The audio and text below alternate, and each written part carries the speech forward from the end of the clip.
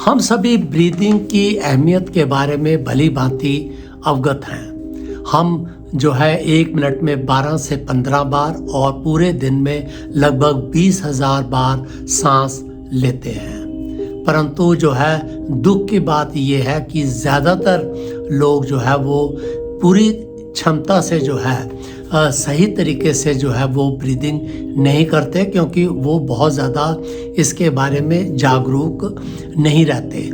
और इसका प्रभाव ये पड़ता है कि इनएडिक्वेट अपर्याप्त जो है ऑक्सीजन जब जाती है तो हम उसका पूरा यूटिलाइजेशन जो है वो नहीं हो पाता। और ख़ासकर जो हमारे इंटरनल ऑर्गन्स हैं, जो डीपली सिचुएटेड जो हमारे ऑर्गन्स हैं, वहाँ तक जो है वो पूरी ऑक्सीजन जो है वो नहीं पहुँच पाती। और ओवरऑल यदि देखा जाए तो इसका एक प्रतिकूल प्रभाव हमारी सेहत के ऊपर और हमारी वेलबींग के ऊपर जो है वो पड़ता है।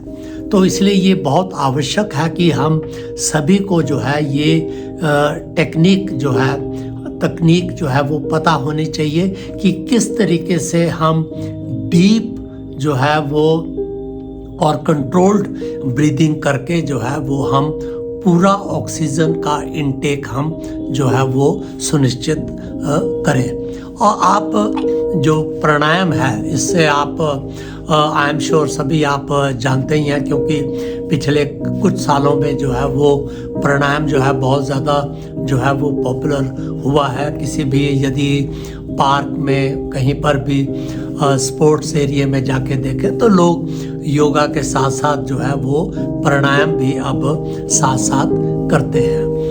एक चीज़ इसका और जो फ़ायदा है वो ये है कि एक वैगस नर्व है जो हमारे ब्रेन और हमारे बॉडी के विभिन्न जो ऑर्गन्स हैं, इंटरनल ऑर्गन्स, उनको जो है ये नर्व जो है वो कनेक्ट करती है।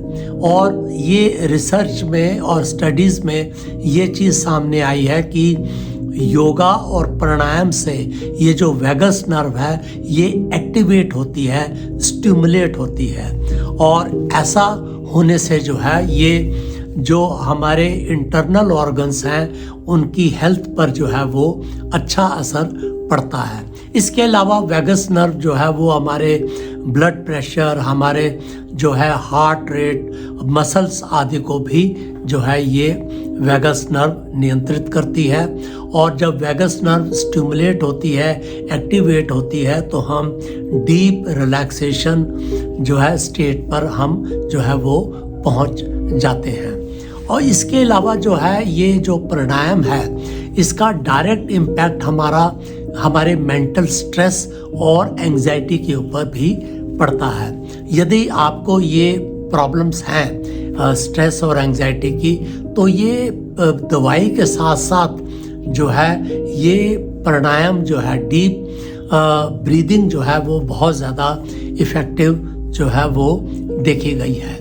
इनफैक्ट हार्वर्ड के एक प्रोफेसर डॉक्टर एंड्रयू व्हील ने जो है एक ये टेक्निक दी है 4-7-8, उसके करने से उसका जो है सीधा प्रभाव जो है एंजाइटी के ऊपर जो है वो पड़ता है।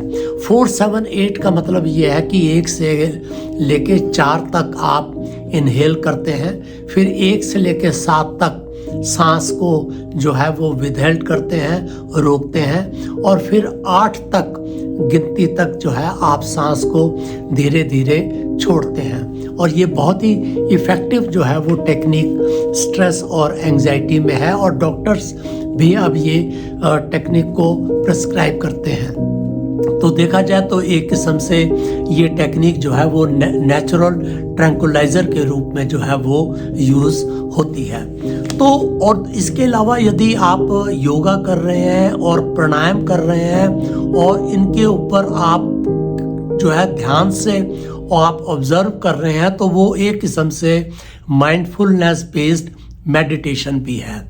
तो ये जो प्राणायाम है और मेडिटेशन है ये एक किस्म से जो है ये एक दूसरे को सप्लीमेंट करते हैं और हमारी जो है ओवरऑल सेहत और वेलबींग के ऊपर अच्छा असर जो है वो डालते हैं। धन्यवाद।